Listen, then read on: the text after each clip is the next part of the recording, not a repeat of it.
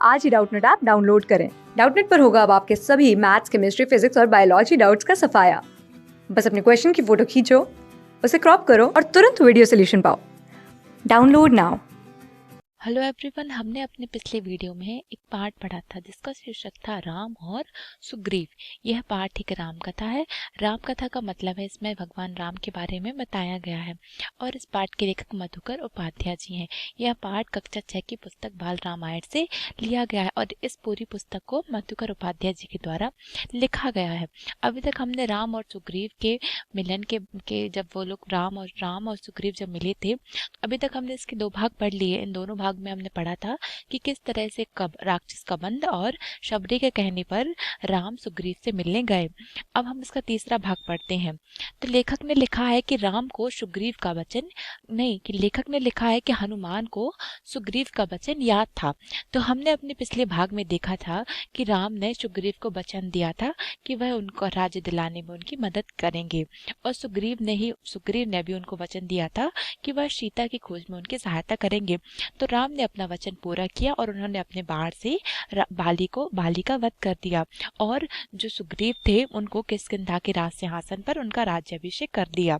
और जब सुग्रीव को उनका राज सिंहासन मिल गया तो वह अपने राजमद में राम का वचन भूल गए थे। लेकिन जो हनुमान थे उनको सुग्रीव के वचन याद था कि उन्होंने राम को वचन दिया है कि वह सीता की खोज में उनकी सहायता करेंगे। इसीलिए क्योंकि राज तिलक के दिन हनुमान भी वहीं थे और उन्होंने सुग्रीव को याद दिलाया। और जब सुग्रीव का राज तिलक हो रहा था तो सुग्रीव ने राम को वचन दिया था और वो वचन हनुमान को याद था, लेकिन वह वचन सुग्रीव भूल गए थे। तो हनुमान ने सुग्रीव को उनका वचन याद दिलाया। सुग्रीव ने तुरंत ही वानर सेना को एकत्रित करने का आदेश दे दिया और यह काम सेनापति नल को सौंपा। हम सभी ने अपने पिछले भाग में देखा था कि जो नल और नील हैं वह सुग्रीव के प्रमुख माने जाते हैं, इसलिए सुग्रीव ने उन्हें अपना सेनापति घोषित कर दिया था। तो जब हनुमान ने सुग्रीव को उनका वचन याद दिलाया कि तुमने राम को वचन दिया था कि तुम सीता की खोज में उनकी सहायता करोगे, तो तुरंत ही सुग्रीव ने पूरी वानर सेना को एकत्रित किया और यह काम सेनापति नल को सौंप दिया। और अब 15 दिन और बीत गए थे, लेकिन सेना राम के पास नहीं पहुंची थी। लेकिन पूरी सेना को इकट्ठा करने में नल को 15 दिन लग गए थे और सेना राम के पास नहीं पहुंची थी। और राम सुग्रीव के इस व्यवहार से क्षुब्ध थे। क्षुब्ध का मतलब होता है दुखी थे कि राम यह सोच रहे थे कि सुग्रीव अपना वचन भूल गए हैं और वह सुग्रीव के इस व्यवहार से क्षुब्ध थे, क्योंकि सुग्रीव को जैसे ही राज सिंहासन मिला वह अपने राजपद में अपने वचन को भूल गए थे और राम भी इस बात से दुखी थे। तो क्रोध में उन्होंने सुग्रीव के विनाश तक की बात कही थी। और जब राम ने देखा कि राज सिंहासन सुग्रीव को राजगद्दी मिले इतने दिन हो गए हैं और वह अपना वचन भूल गए हैं और वह सीता की खोज करने में हमें सहायता नहीं दे रहे हैं, तो इसलिए इस बात से क्रोध में आकर उन्होंने सुग्रीव के विनाश तक की बात कह दी थी। अब राम को चिंतित देख लक्ष्मण से ना रहा गया। उन्होंने धनुष उठाया तो राम ने उन्हें रोक दिया। तो हमने अपने पिछले भागों में देखा था कि राम के जो छोटे भाई थे लक्ष्मण, वो क्रोधी स्वभाव के थे, उन्हें बहुत जल्दी क्रोध आ जाता था। तो जब उन्होंने राम को देखा कि वह सुग्रीव के व्यवहार से बहुत अधिक दुखी और चिंतित है, तो उन्होंने तुरंत ही अपना बाण उठाया और उन्होंने प्रतिज्ञा ली कि वह अब सुग्रीव का वध कर देंगे। तो राम ने उन्हें रोक दिया और राम ने उनसे कहा कि सुग्रीव को बस समझाना है, वह हमारा मित्र है। तो राम लक्ष्मण से कहते हैं कि सुग्रीव को मारना नहीं है, उन्हें सिर्फ समझाना है और अपना वचन याद दिलाना है, क्योंकि सुग्रीव हमारे मित्र है। अब लक्ष्मण किष्किंधा चले गए। तो जो सुग्रीव थे वह किष्किंधा राज्य के राजा थे, इसलिए लक्ष्मण सुग्रीव से मिलने किष्किंधा चले गए। अब सुग्रीव को समझाने के लिए वहां पहुंचकर उन्होंने धनुष पर प्रत्यंचा चढ़ाई, डोरी खींचकर छोड़ी, उसकी टंकार से सुग्रीव कांप गया। और जब लक्ष्मण वहां पहुंचे सुग्रीव के राज सिंहासन, तो वहां पहुंचकर उसने अपने धनुष पर प्रत्यंचा चढ़ाई और डोरी खींचकर छोड़ी और उस डोरी की उससे जो ध्वनि उत्पन्न हुई उसकी टंकार से अब जो सुग्रीव था वह कांप गया। धनुष की टंकार सुनते ही उसे राम को दिया वचन पुनः याद आ गया और जब जो वचन सुग्रीव ने राम को दिया था वह वचन अब उसे फिर से याद आ गया। जैसे ही उसने लक्ष्मण की आवाज सुनी, उनके क्रोध की आवाज सुनी, तो उन्हें अपना वचन फिर से याद आ गया।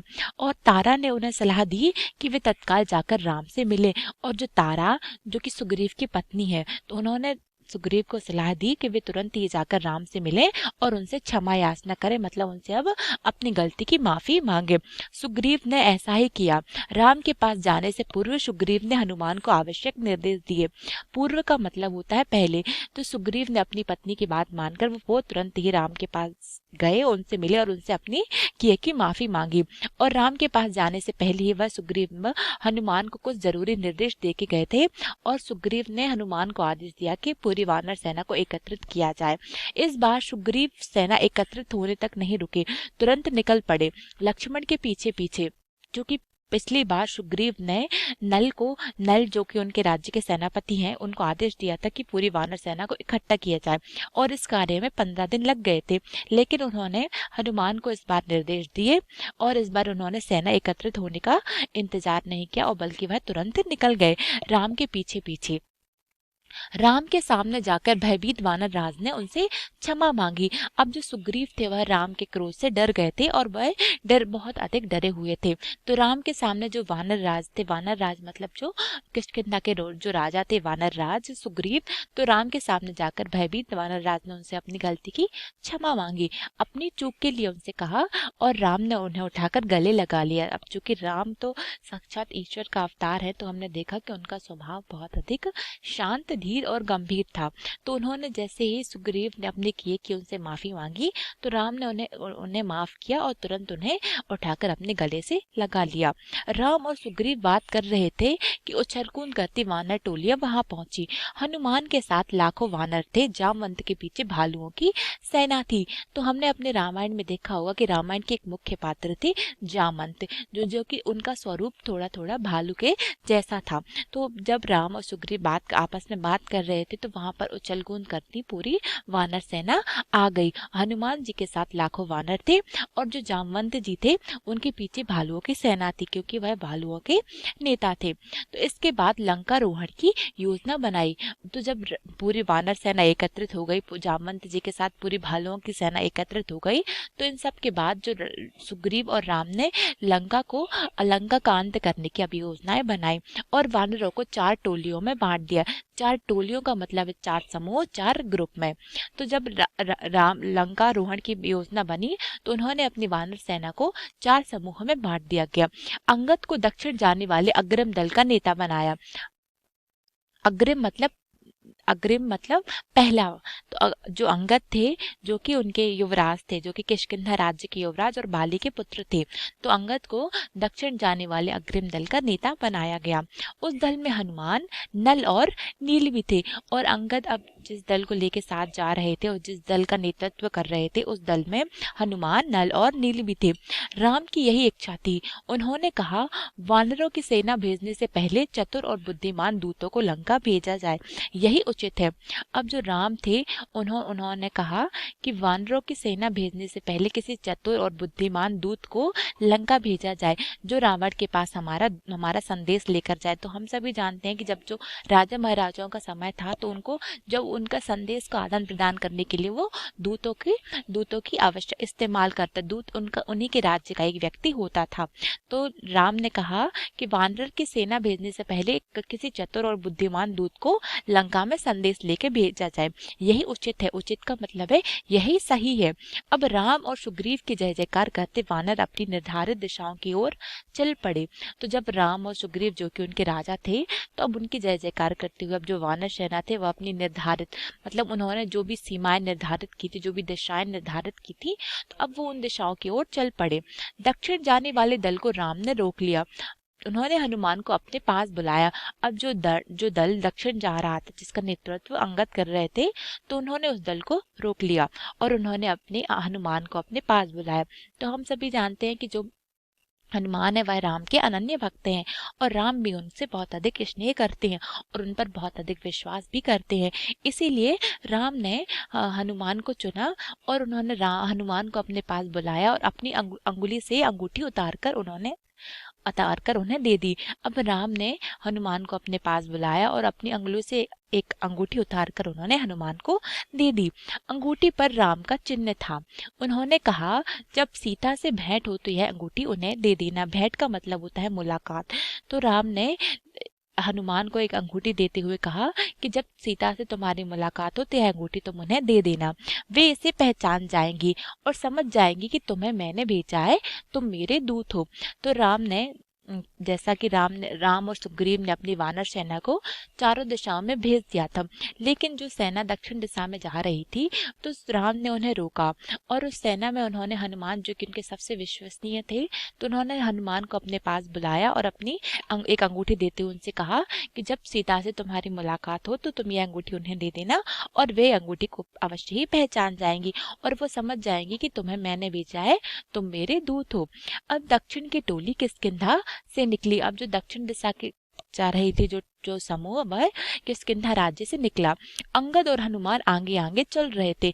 अब जो अंगद थे वह बहुत अधिक बलशाली थे और साथ ही साथ हनुमान जी भी बहुत अधिक बलशाली थे, इसीलिए वह अपनी टोली के आगे आगे चल रहे थे। अब चलते चलते वे एक ऐसे स्थान पर पहुंचे जिसके आगे भूमि नहीं थी। भूमि का मतलब होता है धरती, पृथ्वी।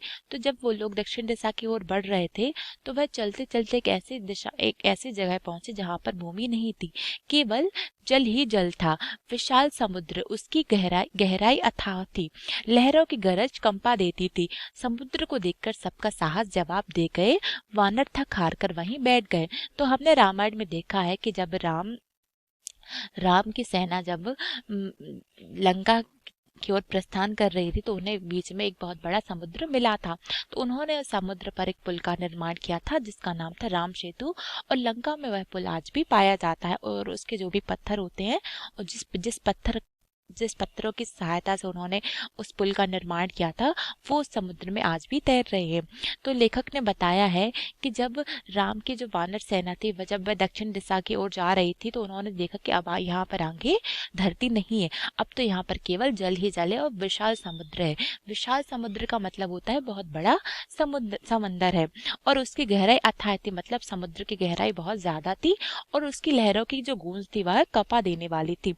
समुद्र को देखकर वहां के जितने भी बानर सेना थे वह समुद्र को देखकर घबरा गए थे, क्योंकि उन्हें तैरना नहीं आता था और जो समुद्र की गहराई थी वह बहुत ही अधिक थी। तो अब जो वानर सेना थी वह थक हार कर वहीं बैठ गए। तो वानर राम के बारे में चर्चा करने लगे। तो अब जो वानर थे वो जो समुद्र की गहराई देखकर वो भयभीत हो गए थे, और वो वहीं पर समुद्र किनारे बैठकर अब राम के बारे में चर्चा करने लगे। अंगद ने कहा, राम की सेवा में प्राण भी चले जाएं तो दुख नहीं होगा। जटायु ने अपनी जान दे दी, हम भी पीछे नहीं हटेंगे। तो हमने अपने पिछले भाग में देखा था कि जब रावण सीता का हरण करके उन्हें लंका ले जा रहा था तो सीता की व्याकुल आवाज, उनका व्याकुल स्वर जटायु तक पहुंचा। जो गिद्धराज जटायु थे उन्होंने अपनी जान भी दे दी थी, और उन्होंने रावण को घायल कर दिया था और उनका रथ तोड़ दिया था। और इसी युद्ध के दौरान रावण ने अपनी तलवार से उनके पंख काट दिए थे, और सीता को बचाने के प्रयास में गिद्धराज जटायु की मृत्यु हो गई थी। तो अंगद कहते हैं, अंगद जो कि वहां के युवराज थे और बाली के पुत्र थे, तो अंगद कहते हैं कि राम की सेवा में प्राण भी चले जाए तो दुख की कोई बात नहीं है। गिद्धराज जटायु ने भी अपनी जान दे दी थी और हम भी पीछे नहीं हटेंगे। तो हमने देखा है कि जितने भी वानर थे वह राम का कितना सम्मान करते थे, उनके कितने बड़े भक्त थे। तो वो कहते हैं कि अगर राम की सहायता में अगर हमारी जान भी चली जाए तो भी हम पीछे नहीं हटेंगे। तभी एक विशाल गिद्ध पहाड़ी के पीछे से निकला। वह जटायु का भाई था, शंपाति। तो जब पूरी वानर सेना समुद्र किनारे बैठी थी और जब वो जटायु की बात कर रहे थे तो वहां पर एक विशाल मतलब एक बहुत बड़ा गिद्ध पहाड़ी के पीछे से निकला, और वह गिद्ध जटायु का भाई था, जटायु जिसकी मृत्यु हो चुकी थी, और उस जटायु के भाई का नाम था शंपाति। उसने कहा कि सीता लंका में है, मैं जानता हूँ रावण उन्हें लेकर गया है, आप लोगों को यह समुद्र पार करना होगा, सीता तक पहुंचने का बस यही एक रास्ता है। अब जो जटायु का जो भाई था शंपाति, तो उसने वानर सेना को बताया कि जो सीता है वह लंका में है और वो रावण के पास है, और मैं जानता हूँ कि रावण उन्हें लेकर गया है, और आप लोगों को अगर सीता तक पहुंचना है तो आप लोगों को यह समुद्र पार करना ही होगा, क्योंकि रानी सीता तक पहुंचने का बस यही एक रास्ता है। अब सीता की सूचना मिलने से प्रसन्न हुआ वानर दल फिर निराश हो गया था, और जब पूरे वानर सेना को यह सूचना मिली थी कि सीता लंका में है तो यह सूचना सुनते ही वह प्रसन्न हो गए थे। लेकिन जब जटायु के भाई संपाति ने उन्हें बताया कि सीता तक पहुंचने का बस यही एक रास्ता है कि आप सबको समुद्र पार करना होगा।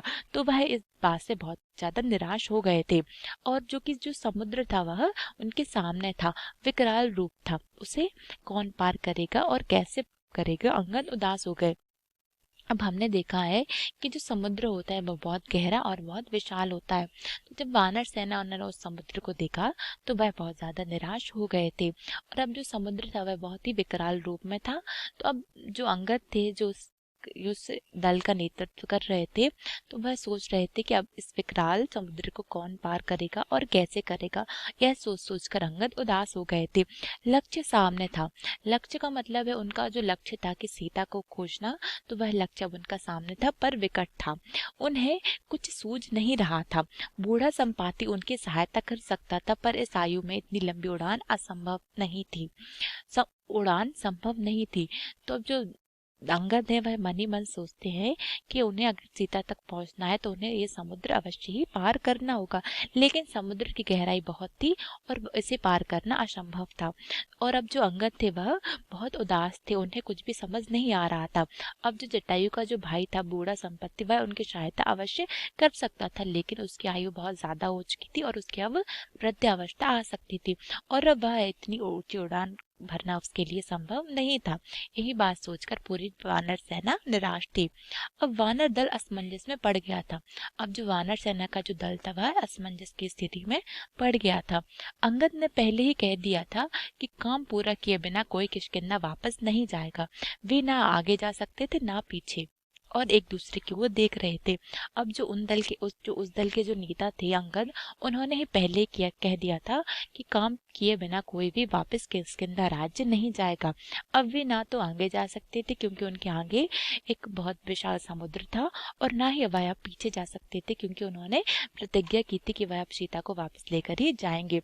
और इस और जब उनकी जो पूरी वानर सेना अब एक दूसरे को देख रही थी, इस दल में सबसे अधिक बुद्धिमान जामवंत जी थे। तो हमने पहले पढ़ा है कि जो जामवंत जी वो बहुत अधिक बुद्धिमान थे और वह भालू सेना का नेतृत्व कर रहे थे। तो अब जो दक्षिण दिशा की ओर जाने वाला जो दल था, तो उस दल में सबसे अधिक बुद्धिमान जामवंत थे। सब उनके पास गए।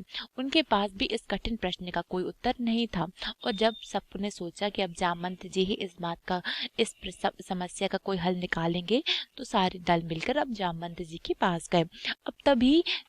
अब जो जामवंत जी थे उनके पास भी इस समस्या का कोई भी समाधान नहीं था। तभी जामवंत की दृष्टि हनुमान पर पड़ी।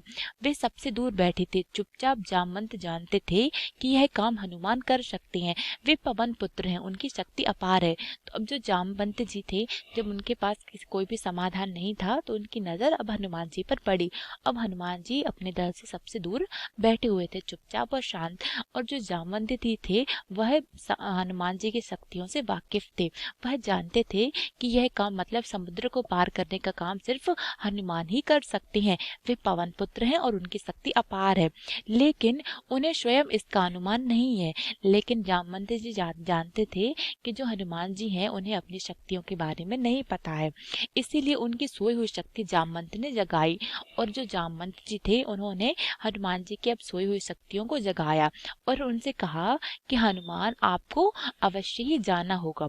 यह कार्य केवल आप ही कर सकते हैं। सबकी आंखें उन्हीं पर टिक गईं, और जब सारे लोग परेशान थे और पूरी वानर सेना मिलकर जब जामवंत जी के पास गई, तो जामवंत जी के पास भी इस समस्या का कोई समाधान नहीं था। लेकिन जो जामवंत जी थे उनकी नजर अब हनुमान जी पर गई, क्योंकि जो जामवंत जी थे वह हनुमान जी की सारी शक्तियों से वाकिफ थे, लेकिन हनुमान जी स्वयं अपनी शक्तियों से परिचित नहीं थे, क्योंकि हनुमान जी पवन पुत्र थे। पवन का मतलब होता है वायु, तो वह हवा में उड़ सकते थे। और जो जामवंत जी थे वह जानते थे कि हनुमान जी पवन पुत्र हैं और उनकी शक्ति अपार है, और लेकिन उन्हें स्वयं ही इसका अनुमान नहीं है। इसलिए जामवंत जी ने उनकी सोई हुई शक्तियों को जगाया और हनुमान से कहा कि आपको जाना होगा, यह कार्य केवल आप ही कर सकते हैं। इसीलिए अब सारी वानर सेना की आंखें उन पर टिक गई। तो इस पार्ट में लेखक ने हमें बताया है कि जब सुग्रीव को ज्ञात हुआ कि उन्होंने राम को वचन दिया था, तो वह तुरंत ही राम की शरण में गए और उन्होंने राम से अपने किए पर क्षमा मांगी, और राम ने उन्हें यह कहते माफ करते हुए अपने गले से लगा लिया। अब जो सुग्रीव ने अपनी पूरी वानर सेना और अपनी युवराज अंगद को आदेश दिया कि वो उनकी पूरी वानर सेना को एकत्रित किया जाए, और उनका एक दल दक्षिण दिशा की ओर निकल गया जिसका नेतृत्व अंगद कर रहे थे। और उस दल में हनुमान और नल और नील भी थे और जामवंत जी भी थे। अब जब वो वानर सेना जब दक्षिण दिशा की ओर जा रही थी तो उन्होंने देखा कि उनके सामने अब एक विशाल समुद्र है और उस समुद्र को पार करना बहुत असंभव है। तो जो जटायु थे, उनके भाई थे, उन्होंने संपाति, तो उन्होंने बताया कि सीधा लंका में ही है और वहां उन तक पहुंचने का केवल एकमात्र ही रास्ता है इस समुद्र को पार करना।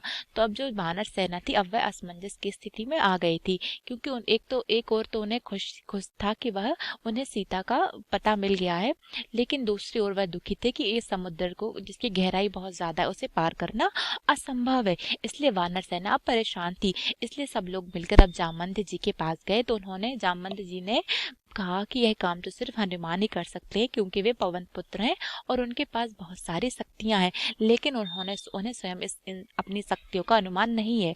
इसलिए जामवंत जी उनके पास गए और उन्होंने उनकी शक्तियों को जगाते हुए कहा कि हनुमान, आपको ही इस समुद्र को पार करना होगा और यह कार्य केवल आप ही कर सकते हैं। और अब सारे जितने भी वानर सेना थी वह अब उनकी आशा की उम्मीद, उन्हें आशा की किरण दिखने लगी और उन्हें लगने लगा कि हनुमान जी तो अवश्य ही लंका तक पहुंच जाएंगे।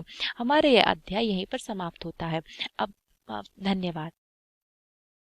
क्लास 6 से 12 से लेके नीट, IIT, जेईई मेंस और एडवांस के लेवल तक 10 मिलियन से ज़्यादा स्टूडेंट्स का भरोसा।